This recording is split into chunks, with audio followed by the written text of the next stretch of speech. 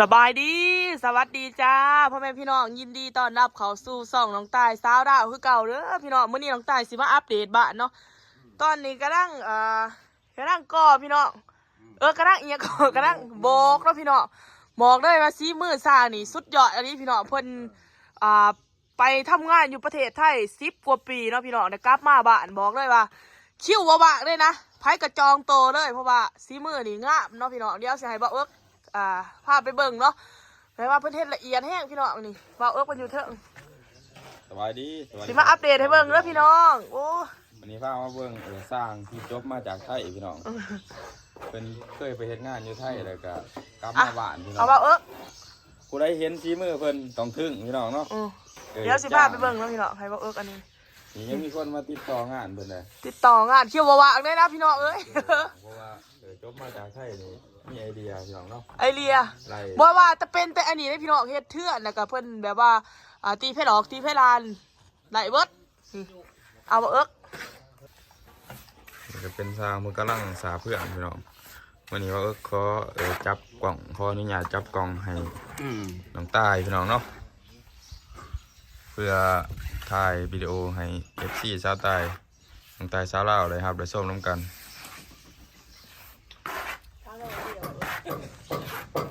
ยังผูกกับเพื่อนสบายดีพี่น้อง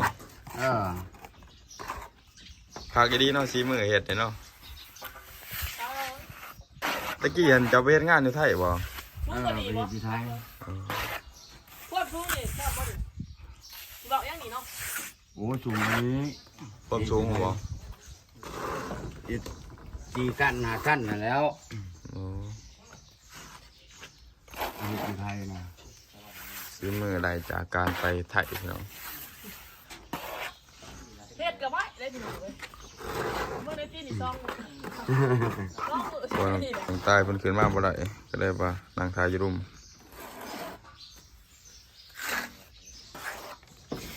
เบื้องนี้กำลังโปะพี่น้องเนาะโปะแล้วก็ยังปั้นรอถาปูนมึงกามก่อนมันมาเห็ด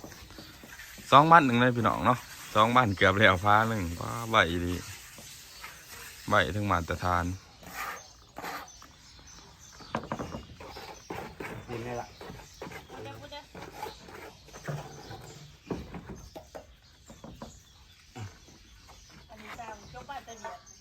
มาจะเบียดอัน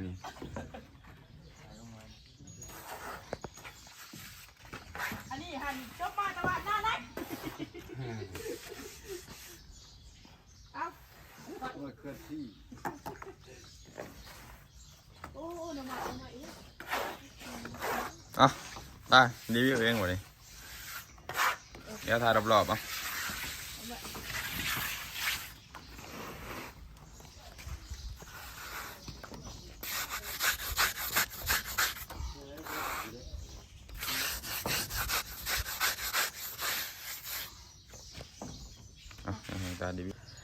นี่แล้วพี่น้องเดี๋ยวน้องตายสิผ้าขึ้นไปเบิ่งขางเถิงเนาะนี่เป็นบ้านน้องตายพี่น้องเอ้ยกระดังโบก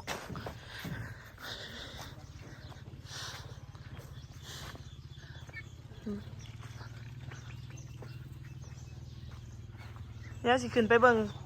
ขางเถิงนะพี่น้องขางเถิงนี่เมนบอท่านแหละอันนี้บอท่านแหละอันนั้นปันไดเพราะว่าบอท่านแหละปูแล้วเนาะพี่จะโบกเนาะพี่น้องนี่มันในเถื่อนเนาะฮะแม่ปะดีเมื่อหรอบอเมื่อแล้วอันนี้เป็นในเถื่อนข้างใน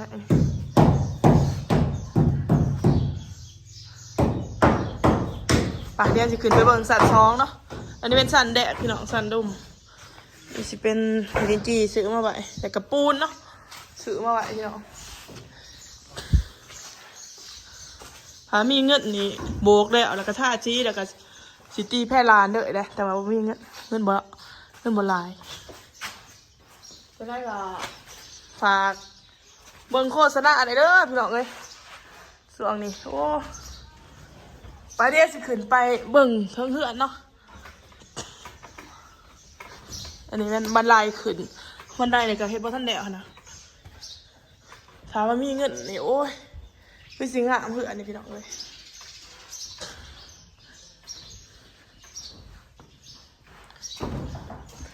นี่เงินลายนี่โอ้ยนี่สานซองเนาะนี่จะเป็นห้องพี่น้องห้องน้องตายนี่จะเป็นห้องน้องตายห้องหอ ห้องหอกาแฟเลยเนาะห้องหออันนี้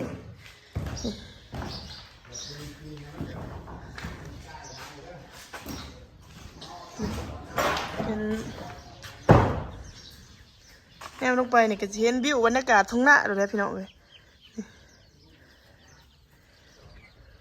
สุดยอดนี่เนาะนี่เป็นไง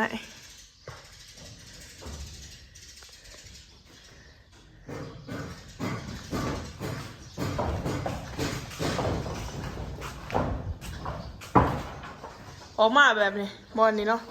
มันสิเป็นระเบียงเนาะพี่น้องจะเป็นบอลอบรมชมวิวเนาะนี่บอลชมวิวแนวขึ้นมาก็สิเห็นนี่ที่ชมวิวจุดชมวิวนะจ๊ะนี่อันนี้เป็นบอลยังก่อนว่าบอลออกกำลังกาย เนาะพี่น้องที่บอกว่าคุณเห็นโหมึงเนที่พี่น้องสร้างผู้คนใต้ไปพี่น้องผู้คนใต้ไป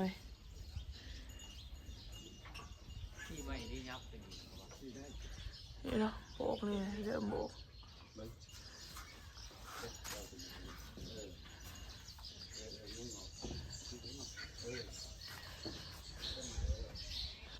นี่เนาะอันนี้จะเป็นชี้มือการก่อนะพี่น้องสร้าง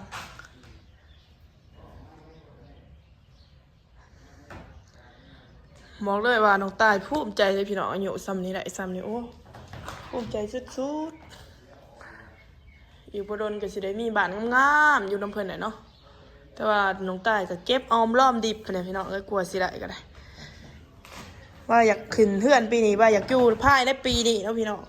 โอ้โหว่าสีซ้ำเด็ดด้วยเพราะว่างบเท่ากับบลายนี่ทางลง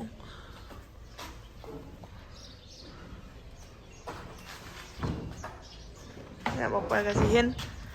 วิวธรรมชาติ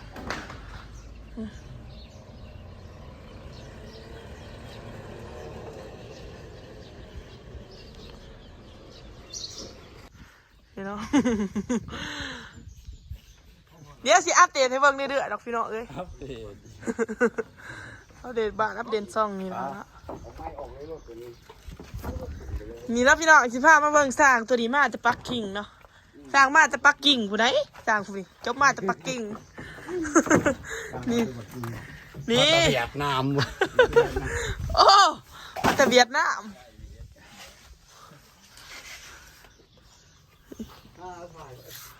นี่ ใช่เหรอวะ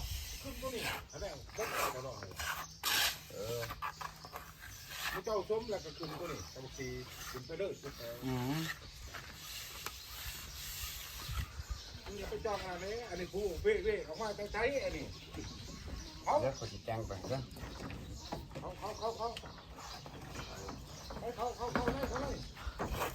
โอ้เชี่ยวเราก็จะเขาเบิ่งเลยเบิ่งน้ำหัวน้ำ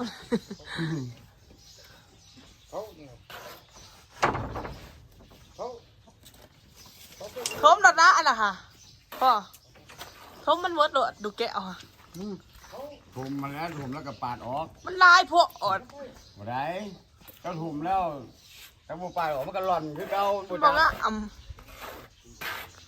มันเขียวมันง่ายอยู่หัวคือไปถมมันว่ะ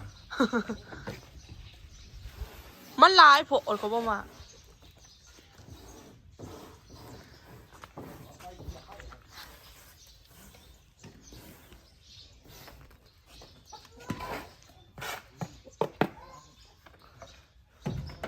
พี่น้อง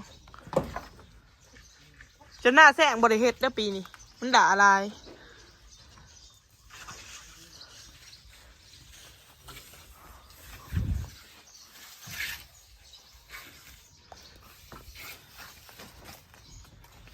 ฝั่งนี้ก็ฮอนดินฮอนทรายแล้วพี่น้อง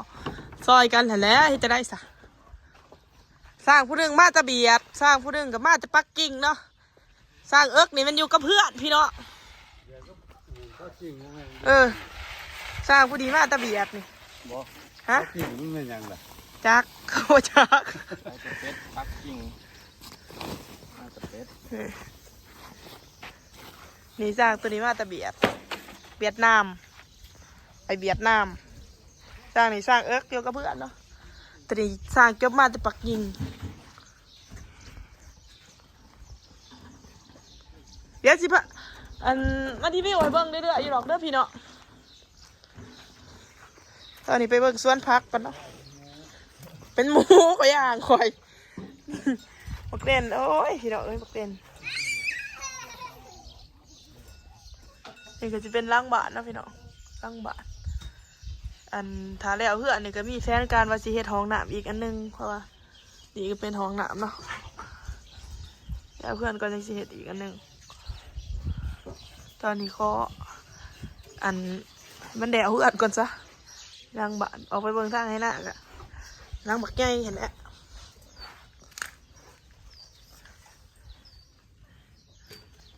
ด้านนี้เป็นเทียงนา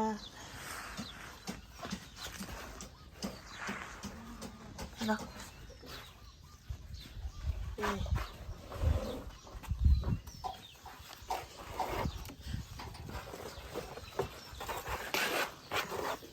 บอกว่าจะเข้าก้อนเข้าก้อน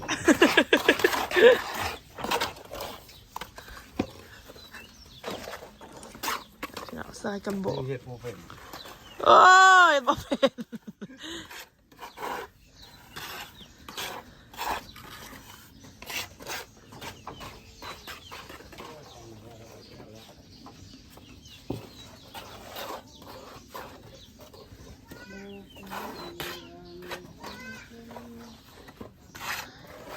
โอ้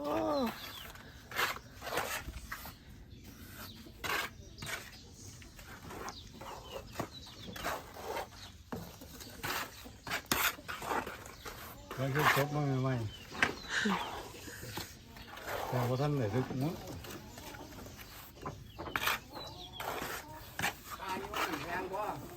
ขายุดมาแต่ใช้ปักกิ่งบ่